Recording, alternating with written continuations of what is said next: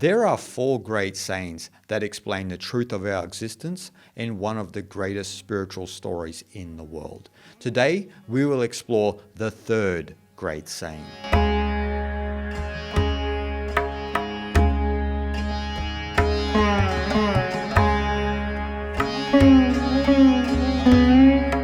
This is the 3rd episode in a 4-part series on the great sayings of our existence known as the Mahavakyas. Now, what are the Mahavakyas? First, Maha means great and Vakyas means sentence or saying. Now, these 4 Mahavakyas come from the great texts of the Upanishads.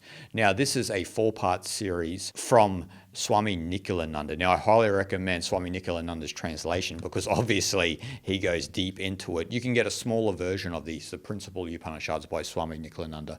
There are many great translations out there on the Upanishads, but Swami Nikhilananda was a genius. So I highly recommend anything that he translates, and especially the Upanishads. Now, today we are going to explore the 3rd Mahavakya. Now, what is the 3rd Mahavakya? This Mahavakya is Prajnanam Brahma. Now, what does Prajnanam Brahma mean? Now, if we translate that into English, it means Prajnana is Brahman or Brahman is Prajnana.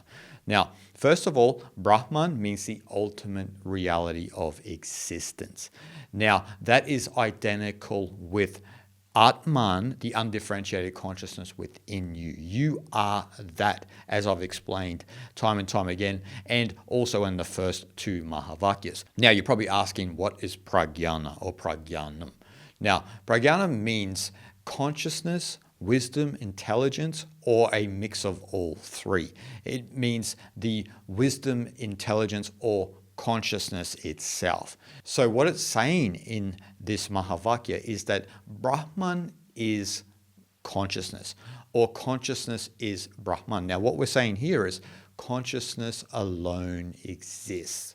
Now, that's an important point, right? Because you'll hear a lot in particularly the non-dual teachings, not only in Advaita Vedanta, but also Taoism and also in Vajrayana Buddhism, Zen Buddhism, these type of non-dualist schools, that consciousness alone is real.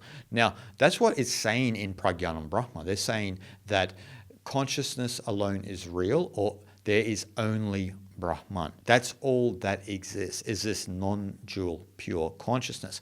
But the reason we don't see that is because we invest in this ego persona system, the jiva, which is under the illusion of Maya. Now, Maya means the illusion of measurement. So the jiva is in this habit of measuring between this and that, which eclipses this fundamental reality of Prajnanam Brahma, that Brahman alone is consciousness, or consciousness alone is Brahman, or Brahman is consciousness and consciousness is Brahman, or we could even make it more technical, wisdom consciousness or non-dual pure wisdom consciousness is Brahman.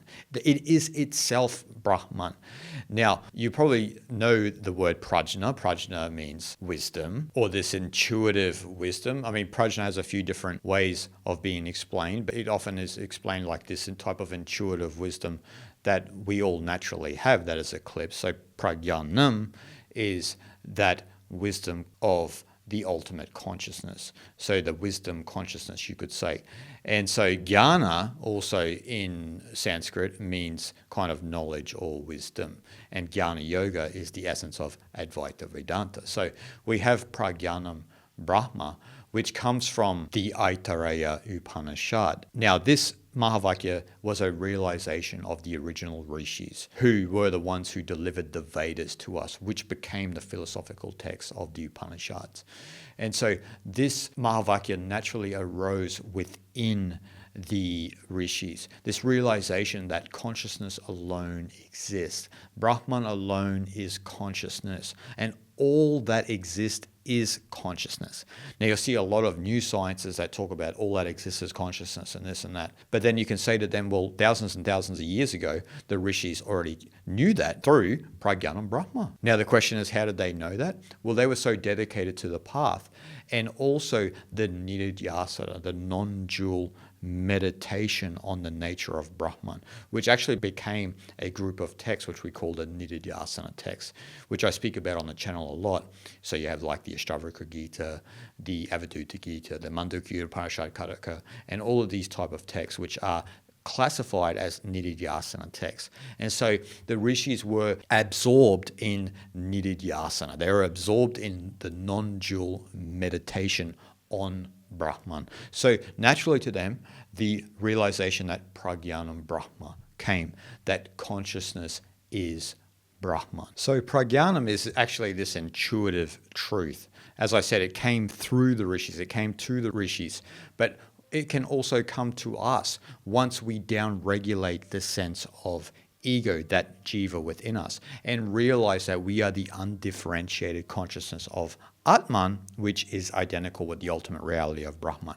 And so that intuitive truth is always there for us to discover, but it is often eclipsed. That is what Prajnanam Brahma is. It is that intuitive truth that consciousness is Brahman, or that wisdom consciousness or wisdom intelligence or the intuitive truth of consciousness is Brahman. There is that intuitive truth that we have. We all have that, and we can discover that through inquiring into the nature of our own existence. The deeper and deeper and deeper we go, then and only then can we come to the same conclusions that the rishis had in delivering these four great Mahavakyas.